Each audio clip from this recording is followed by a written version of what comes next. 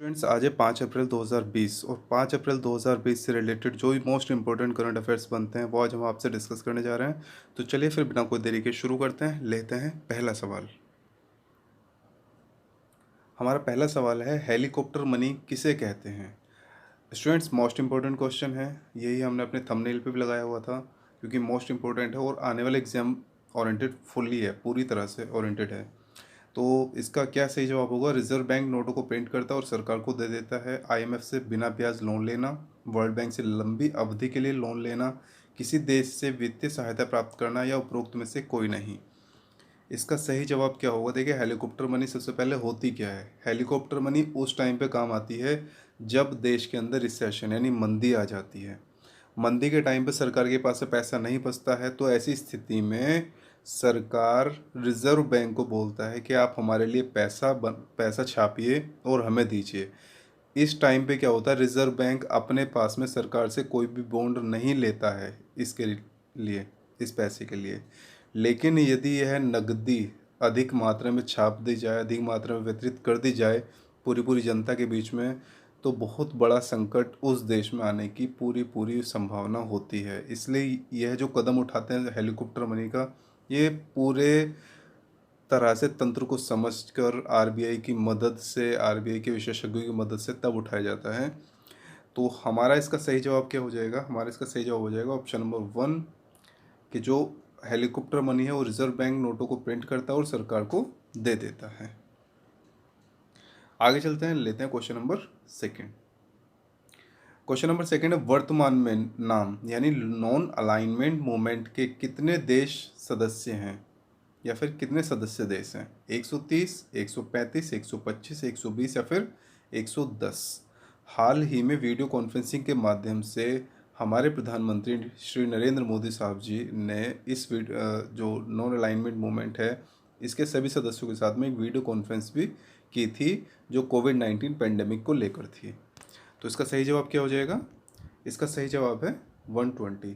इसके जो पूरे देश हैं, इसके जो पूरे विश्व में देश हैं जो नॉन अलाइनमेंट मूवमेंट के साथ में जुड़े हुए हैं, वो 120 हैं, 120 हैं। तो आगे चलते हैं, लेते हैं क्वेश्चन नंबर अपना थर्ड। क्वेश्चन नंबर थर्ड है, IREDA यानी India renewable energy development agency के नए चेयरमैन एंड मैनेजिंग डायरेक्टर के रूप में किसे नियुक्त किया गया, या फिर CMD के रूप में किसे नियुक्त किया गया है? IREDA के लिए CMD तो प्रदीप कुमार दास, मनमोहन तिवारी, सीमा झा, मयूरनाथ, इनमें से कोई नहीं। इसका सही जवाब जो होगा स्टूडेंट्स, वो है हमारा प्रदीप कुमार दास। प्रदीप कुमार दास जी को IREDA के नए CMD के रूप में नियुक्त किया गया है। स्टूडेंट्स, यदि आपको हमारी वीडियो पसंद आ रही है तो हमारे चैनल को लाइक करना ना भूलें, हमारे वीडियो को लाइक करना ना भूलें, और साथ ही हमारे चैनल को सब्सक्राइब कर लें और अपने दोस्तों के साथ में शेयर भी करें इस वीडियो को। तो इसका सही जवाब हो गया हमारा प्रदीप कुमार दास। प्रदीप कुमार दास जी को हाल ही में एडा यानी IREDA के CMD के रूप में नियुक्त किया गया है।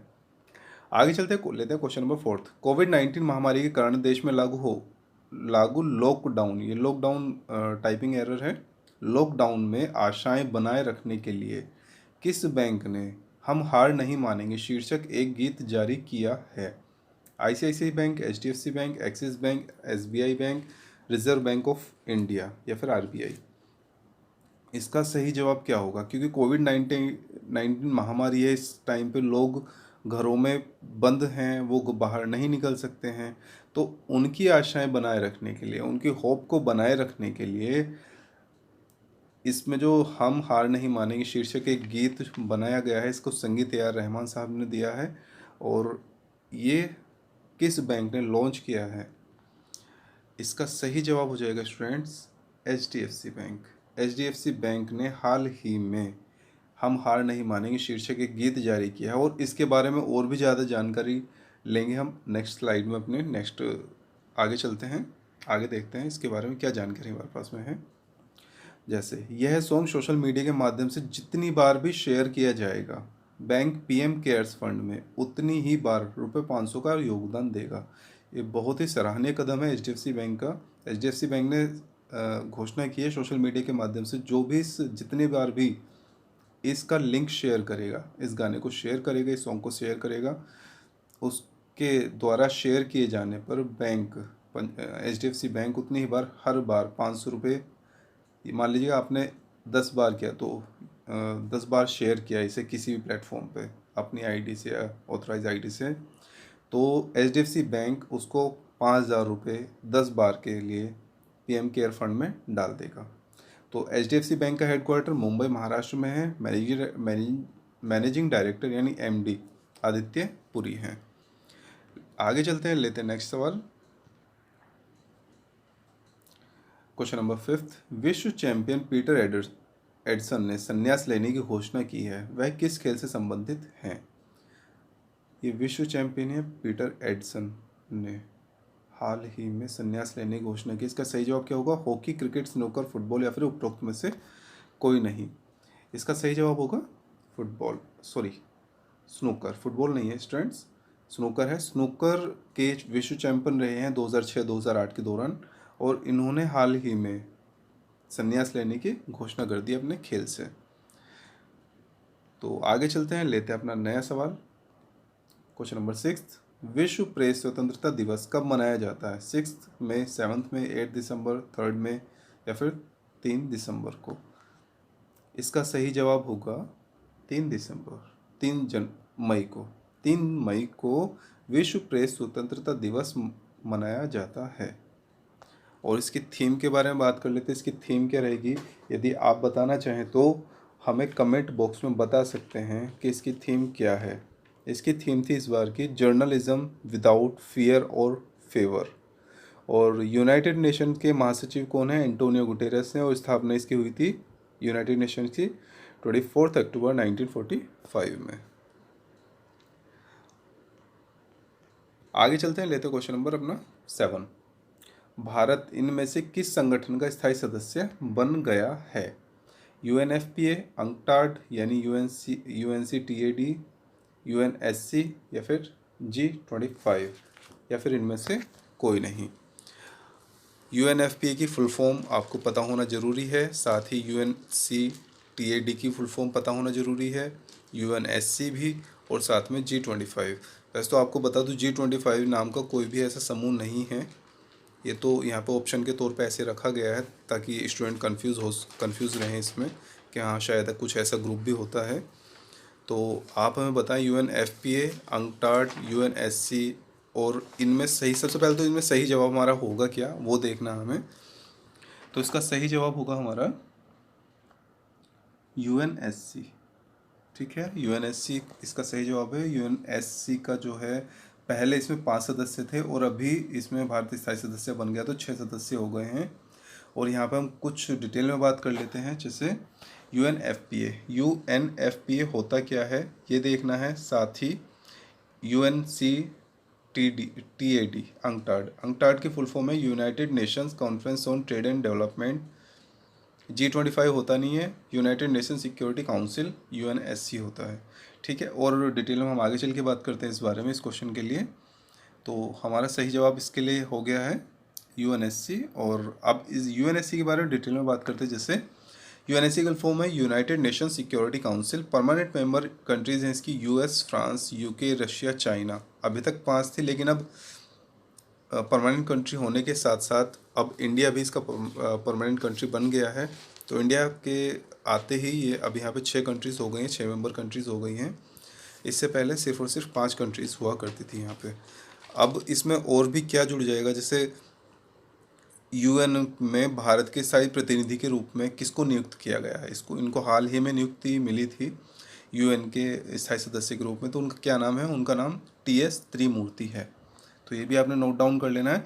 स्टूडेंट, जो भी हम आपको क्वेश्चंस करा रहे हैं वो सभी मोस्ट इंपॉर्टेंट क्वेश्चन लेकर आते हैं आपके लिए। बहुत ज़्यादा मेहनत करते हैं आपके इन क्वेश्चंस को लेके आने में। हम वो क्वेश्चन नहीं कराते जो एग्जाम ओरिएंटेड हैं ही नहीं, ठीक है ना। हम वही क्वेश्चन लेकर आते हैं जो एग्ज़ाम में आने की पूरी पूरी संभावना होती है, 99% की संभावना होती है आने की। तो आप सभी स्टूडेंट्स इनको, जितने भी हम आपको क्वेश्चन करा रहे हैं, सभी नोट डाउन करके रखें अपने पास में, साथ ही इनको रिविज़न इनका करते रहें। ठीक है, आगे चलते हैं, लेते हैं क्वेश्चन नंबर नेक्स्ट अपना 8th। कोविड-19 के चलते गेंद को चमकाने के लिए खिलाड़ियों के द्वारा किए जाने वाले लार के इस्तेमाल पर किस देश ने प्रतिबंध लगा दिया है? आपको पता है क्रिकेट के दौरान जब क्रिकेट खेलते हैं जो भी क्रिकेटर होते हैं, तो जो भी बॉलर होता है उसको चमकाने के लिए, फिर जो फील्डमैन होता है उसको बॉल को चमकाने के लिए, उसकी एक साइड चमकाने के लिए या पूरी तरह से उसकी ग्रिप को दिखाने के लिए उसको ना लार से चमकाते हैं, फिर उसको घिसते हैं ताकि उसमें स्विंग करने की क्षमता आ जाए। तो ये सब करने के लिए कोविड-19 के चलते किस देश ने प्रतिबंध लगा दिया है, ये हमारा क्वेश्चन है। इस क्वेश्चन का हमारा सही जवाब हो जाएगा ऑस्ट्रेलिया। ऑस्ट्रेलिया ने हाल ही में ऐसा ही किया है, ऑस्ट्रेलिया ने ऐसा कुछ भी करने पर प्रतिबंध लगा दिया है। आगे चलते हैं, लेते हैं क्वेश्चन नंबर नेक्स्ट 9। मई 2020 में प्रख्यात इतिहासकार, लेखक और कॉलम लिखने वाले रोनाल्ड विवियन स्मिथ का निधन हो गया है। वे किस देश के निवासी थे? रोनाल्ड विवियन स्मिथ, तो नाम सुन के लगता है विदेशी हैं। अब देखते हैं किस देश से संबंधित हैं ये। रूस, अमेरिका, कनाडा, भारत, ऑस्ट्रेलिया। इसका सही जवाब क्या होगा? जो इतिहासकार भी हैं, लेखक और कॉलम लिखने में भी महारत हासिल थी इन्हें, प्रख्यात थे, तो इनका जो जन्म स्थान है वो है भारत। ये भारत के निवासी थे और ये आगरा में इनका जन्म हुआ था, रोनाल्ड विवियन स्मिथ। तो आगे चलते हैं, लेते हैं अपना नया सवाल। Question number 10। यूसैड यानी United state agency for international development Bharat को किस प्रोजेक्ट के तहत अतिरिक्त $3 मिलियन की सहायता देगा? यहाँ पर अतिरिक्त 3 मिलियन है और टोटल कितने मिलियन की सहायता देगा ये भी हमें याद रखना जरूरी है। तो किस प्रोजेक्ट के तहत? केयर्स होम पहल, कोविड केयर या फिर कोविड फंड के? तो यूसैड की फुल फॉर्म आप सभी स्टूडेंट्स ने याद रखनी है, United state agency for international development. और यह है किस, मतलब इसमें क्या क्या हमारे प्रोजेक्ट चल रहे हैं जिस प्रोजेक्ट के तहत ये राशि उपलब्ध कराई जा रही है, आपने याद रखनी है। तो प्रोजेक्ट क्या है? इसका प्रोजेक्ट का नाम है पहल, PAHAL। पहल प्रोजेक्ट के तहत भारत को अतिरिक्त $3 मिलियन की राशि प्रोवाइड कराई जा रही है और टोटल कितने मिलियन होगा? 5.9 मिलियन। आपने याद रखना, $5.9 मिलियन रहेगा टोटल। अब इससे रिलेटेड कुछ और सवाल होगा हमारे पास में, जैसे इसकी फुल फॉर्म और जॉइंट वेंचर किस किस का है, जॉइंट इनिशिएटिव किस किस ने किया है ये। तो पहल की फुल फॉर्म है partnerships for affordable health care access and longevity. Pahal joint initiative है यूसैड एंड IPE ग्लोबल का, तो ये भी आपने याद रखना है, यूसैड एंड IPE ग्लोबल दोनों ही बहुत बड़ी कंपनी हैं, दोनों ही बहुत बड़ी संस्था है एक तरीके से। तो पहल इनका एक प्रोजेक्ट है जिसके तहत ये कंट्रीज़ को एक धन मुहैया कराती हैं वहाँ की जो बीमारियाँ हैं उनसे लड़ने के लिए। आगे चलते हैं, क्वेश्चन नंबर 11। कोविड-19 के कारण CGF यानी कॉमनवेल्थ गेम्स फेडरेशन ने 2021 में होने वाले कॉमनवेल्थ यूथ गेम्स को किस वर्ष कराने के लिए स्थगित कर दिया है? ये हाल ही में इसको 2021 में होना था कॉमनवेल्थ यूथ गेम्स को, लेकिन कोविड-19 के चलते और टोक्यो ओलंपिक जो है 2021 में होना है उसके चलते इसको स्थगित कर दिया गया है। कब के लिए स्थगित किया है ये हमारा क्वेश्चन है, 2024, 25, 22, 23 या फिर 26 के लिए। इसका सही जवाब हो जाएगा हमारा 2023। इसको 2023 के लिए टाल दिया गया है, 2023 तक, या 2023 में इसको कराने का निर्णय लिया गया है। आगे चलते हैं, लेते हैं क्वेश्चन नंबर यहाँ पे कॉमनवेल्थ गेम्स फेडरेशन प्रेसिडेंट यहाँ पे पूछा गया है, तो इसका सही जवाब है डेम लुइस मार्टिन या फिर Dame Louise Martin, Commonwealth Games Federation president. ये भी आपने नोट डाउन करके रखना है, बहुत इंपॉर्टेंट है। आगे चलते हैं, लेते हैं नया सवाल।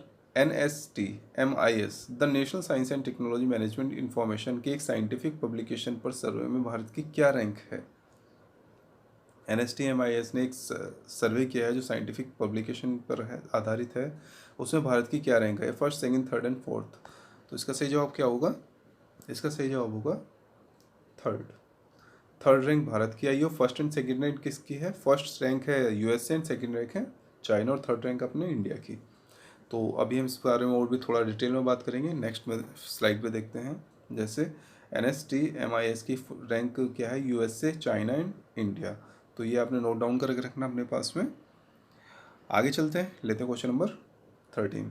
CKP कोऑपरेटिव बैंक के सभी 99% डिपॉजिटर्स को किसके द्वारा अपना पूरा पैसा वापस मिलेगा? RBI, finance department, SBI, DICGC या फिर स्टेट गवर्नमेंट? जो भी बैंकिंग के स्टूडेंट हैं वो इस क्वेश्चन को देख के मुस्कुरा रहे होंगे, क्योंकि उनको पता है कि जब कोई बैंक डिफ़ॉल्टर हो जाता है तो वो पैसा किसके द्वारा लौटाया जाता है। मान लो हमने किसी बैंक में 10,000 रुपये हमारे पड़े हुए हैं, एक हम मिनिमम अमाउंट लेके चलते हैं, या 1,000 रुपये पड़े हुए हैं हमारे हमारे पैसे, या फिर 4.5 लाख तक पड़े हैं, 5 लाख तक हमारे अकाउंट में पड़े हुए हैं। लेकिन किसी वजह से वो बैंक डिफ़ॉल्टर घोषित हो जाता है, जैसे PMC बैंक में भी हुआ था, आपको पता है, और 2014 में CKP कोऑपरेटिव बैंक के साथ में ऐसा हुआ था। तो इन दोनों ही बैंकों ने, PMC और CKP कोऑपरेटिव बैंक ने, जो RBI है उसके नॉर्म्स को फॉलो नहीं किया और ये डिफ़ॉल्टर घोषित कर दिए गए, क्योंकि उन्होंने जनता से अतिरिक्त पैसा उठा लिया था, जिससे ये डिफ़ॉल्टर घोषित हुआ, और भी इनकी गतिविधियाँ संदेहास्पद थी, जिसकी वजह से इनको डिफ़ॉल्टर घोषित किया गया है। तो ऐसे केस में कौन सी संस्था है जो कस्टमर्स का, जो डिपॉजिटर्स का पूरा पैसा लौटाती हैं, और एक लिमिट तक लौटाती है, मतलब पूरा नहीं, एक लिमिट तक लौटाती हैं? तो उसका सही जवाब हो जाएगा हमारा DICGC। DICGC इसका सही जवाब है। इससे रिलेटेड कोई क्वेश्चन है हमारे, वो ले लेते हैं। जैसे DICGC की फुल फॉर्म है deposit insurance and credit guarantee corporation. ये पूरी तरह से RBI की कंपनी है। RBI के ने इसको हैंडल कर रही है, RBI reserve bank of India के द्वारा हैंडल होता है। और DICGC द्वारा सभी बैंक के डिपॉजिटर्स के लिए 5 लाख का बीमा कवर प्रदान किया जाता है। मान लो हमारे किसी बैंक में 5 लाख रुपए और वो डिफ़ॉल्टर घोषित हो जाए, तो 5 लाख रुपए हमारे इस कंपनी के द्वारा मिलेंगे। तो ये भी आपने याद रखना पूरी तरह से। और साथ ही आपको ये भी याद रखना है कि पहले DICGC की जो लिमिट थी, अब तो ये 5 लाख हुआ है, ये फरवरी 2020 के बजट के बाद 5 लाख रुपए कर दिया गया है, लेकिन उससे पहले लिमिट कितनी थी? तो उससे पहले यहाँ पे लिमिट इसकी थी 1 लाख रुपए। सिर्फ और सिर्फ कस्टमर्स को 1 लाख रुपए ही प्रोवाइड कराते थे यदि बैंक डिफ़ॉल्टर घोषित हो जाता है। आप इसको इस तरह से भी चेक कर सकते हैं, जब आपके आप पासबुक प्रिंटिंग कराने जाते हैं, नई पूरी तरह से आपने बैंक अकाउंट खुलाया और उसको प्रिंट करा रहे हैं, तो उस पर देखना लास्ट में पॉइंट कुछ लिखे होते हैं और वहाँ पे DICGC का भी जिक्र होता है, तो वहाँ पर आप इसको देख सकते हैं। लेते हैं नेक्स्ट सवाल। मई 2020 में अजय कुमार त्रिपाठी जी का निधन हो गया है। वे पेशे से क्या थे? जज, राजनीतिक या खिलाड़ी, राज्यपाल, इनमें से कोई नहीं। अजय कुमार त्रिपाठी जी हाल ही में, मतलब पिछले साल 2019 में, इनको जस्टिस लोकपाल के लिए भी नामित किया गया था। तो जस्टिस लोकपाल से आप मतलब समझ सकते हैं, जज थे। तो इसका सही जवाब हमारा क्या हो जाएगा? ये अपने पेशे से जज थे और ये रिटायर भी हुए थे 2019 हाल ही में, और जज थे हाई कोर्ट के। ठीक है ना? तो ये भी आपने नोट डाउन करके रखना है। आगे चलते हैं, लेते हैं क्वेश्चन नंबर 15। ओके स्टूडेंट्स, आज के सेशन में सिर्फ इतना ही। यदि आपको हमारा सेशन अच्छा लगा है, पसंद आया, तो वीडियो को लाइक करें। साथ ही कमेंट बॉक्स में भी हमें बताएं कि आप और किस तरह की वीडियोस देखना पसंद करेंगे, किस टॉपिक पर हम आपके लिए अलग से एक स्पेशल वीडियो लेके आएँ। साथ ही हम मंथली करंट अफेयर्स भी लेके आएंगे इस मंथ के लास्ट में चल के, और अप्रैल का भी जल्दी ही आने वाला है। साथ ही स्टूडेंट्स, हमने सोचा है कि अब हम एक काम ये भी क्या करेंगे कि हम ना वीकली करंट अफेयर्स भी लेके आया करेंगे, 7 दिन का एक साथ, ताकि हमारे स्टूडेंट्स को किसी भी तरह की कोई परेशानी ना हो। ठीक है? तो दोस्तों, यदि आपने हमारे चैनल को सब्सक्राइब नहीं किया स्टूडेंट्स, तो सब्सक्राइब कर लें, साथ ही बेल आइकन भी दबा लें, ताकि आपको लेटेस्ट जानकारी हमारे चैनल से मिलती रहे। हमारे द्वारा आपको अच्छी से अच्छी जानकारी, अच्छे से अच्छे क्वेश्चंस जो हम लेके आते हैं, वो आपको मिलते रहें और आप उन्हें याद करके अपने एग्जाम को क्रैक कर सकें। तो स्टूडेंट्स, आज के सेशन में सिर्फ इतना ही। शुक्रिया।